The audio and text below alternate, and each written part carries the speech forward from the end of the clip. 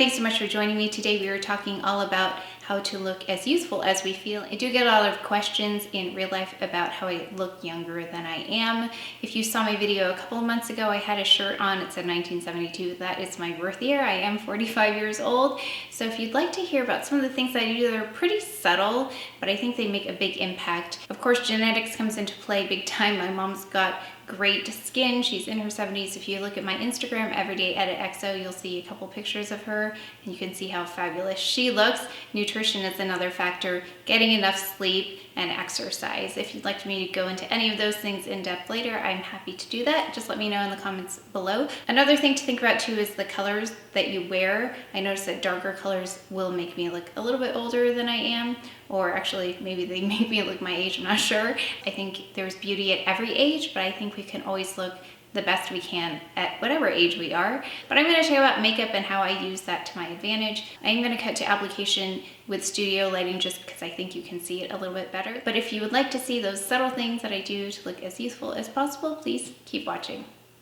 I'm going to go ahead and start with brows because brows are one of those things that as we get older, they start to thin, and so do our eyelashes. So I think just putting those in place really helps a lot.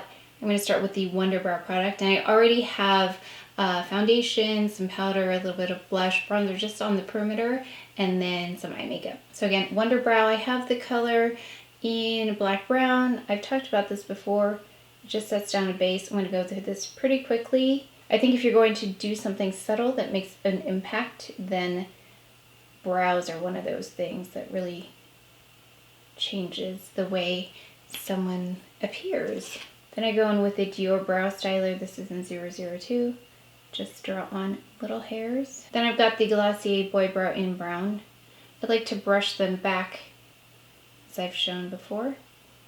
It just makes them look a little bit more full. And so you can see the difference between one brow and the other. And I'm going to go ahead and finish the other brow. Next we're going to eyelashes, and like I said, eyelashes are one of those things that become more sparse as you get older. So I do use Latisse. I've been using it probably 4 years. Maybe something like that. And I do have a prescription with it, so there are side effects, like it can impact the color of your eyes, there is itchiness, redness, so there are some things you want to talk to someone who's qualified to talk to you about Latisse before you start it if you're interested. But it's worked for me. And then I do start with a primer. It just plumps up the lashes really nicely. I've got the Dior Show 3D Maximizer. Maybelline Lash Sensational in Black is Black. This goes on really quickly too. I like how this builds up so fast and it doesn't flake, which is why it's one of my favorites, even amongst high-end. I would still pick this one first. There are a few high-end mascaras I love, but this one is so reliable and it does exactly what I want it to do. Only thing with this mascara is it can get really clumpy on the wand.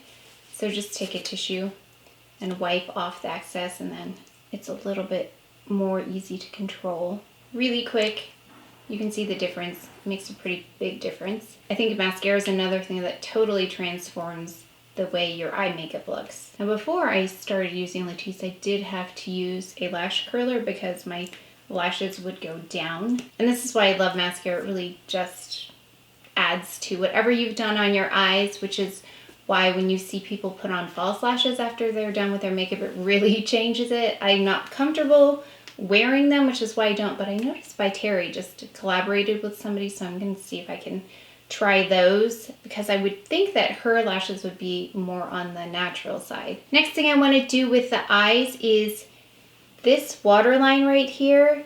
If it's at all red, then it definitely makes me look more tired and older. So if I can brighten that up, I will. And I've tried some of the ones that are called, there was one called Baby Eyes. I think Paula Dorff did that one. And there are many companies that do them, but I find that they're more pink than anything else because of my skin tone being so warm. So I've been using the Caviar Stick Eye Color by Laura Mercier. I mean, it looks a little bit dark, but it definitely works really well in the waterline. So here's the difference between this eye and this eye.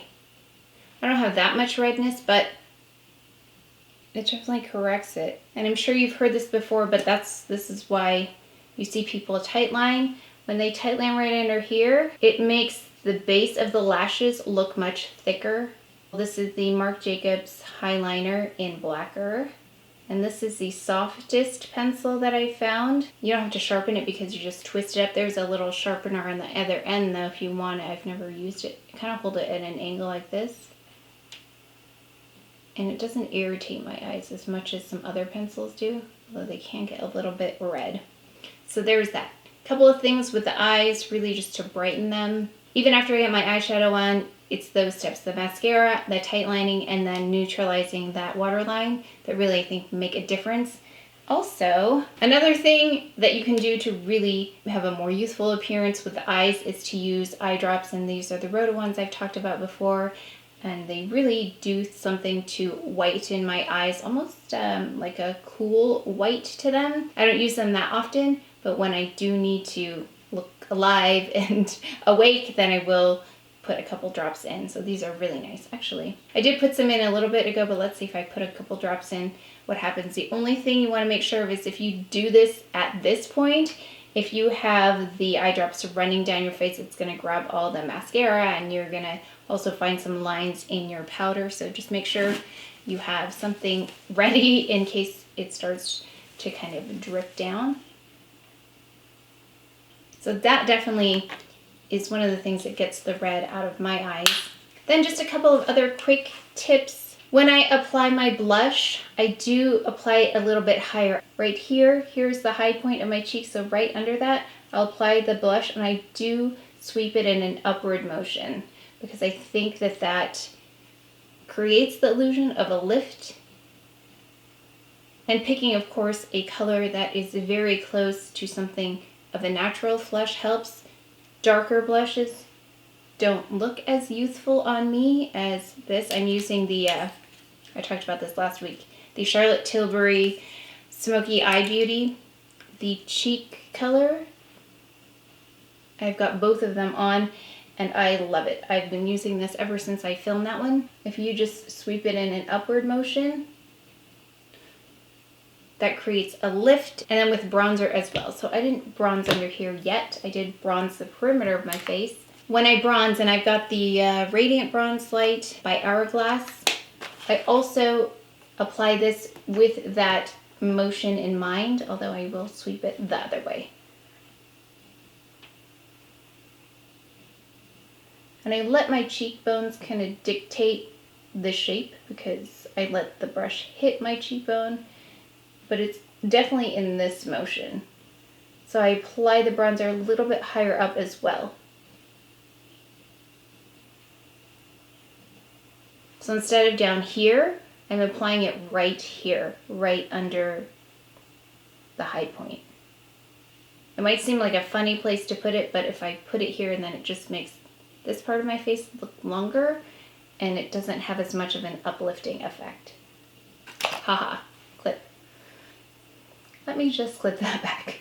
And it's again in this motion. I don't usually sweep my brush like this, but just to show you, this is the motion, the shape that I'm trying to make.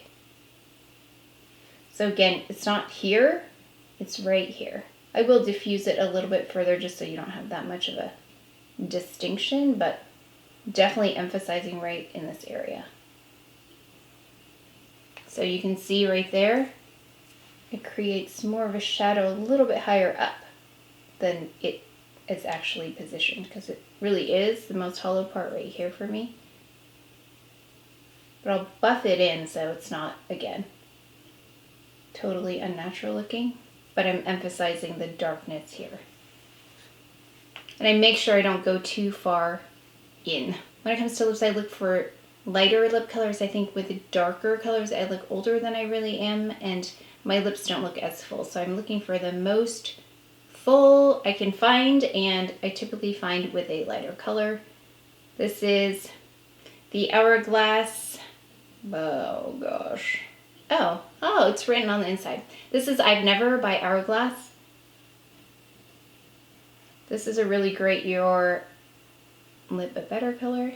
As you can see, I'm not lining my lips. I don't like to take the time to line my lips. I don't know why. I just don't. I don't usually do it. But you can see, quick. It's a really neutral, warm nude color. and it evens out my lip color. And then I do love this by Terry product. It's the one in Bit and Splash. It's the Terribly Shine. It also has some anti-aging, plumping benefits to it, but it doesn't have that mintiness to it that some of the plumping ones do. And this is a really beautiful color too. And this is definitely a product that I can just apply on the go. I don't need a mirror. And I noticed that the lines in my lips are more plumped up with this product. I hope you found those tips useful. If you have some that I didn't mention, I'd love to see what they are in the comment section below. Please share those. And if you like this video, if you learned something, please give it a thumbs up, subscribe, and I'll see you next time. Thanks! To really make it impact brows is Maybelline Mash, and that gives a nice shimmery effect. Shimmery. What is this? Mascara. I do look for, I can't find anything. Oh, I'm drawing on myself.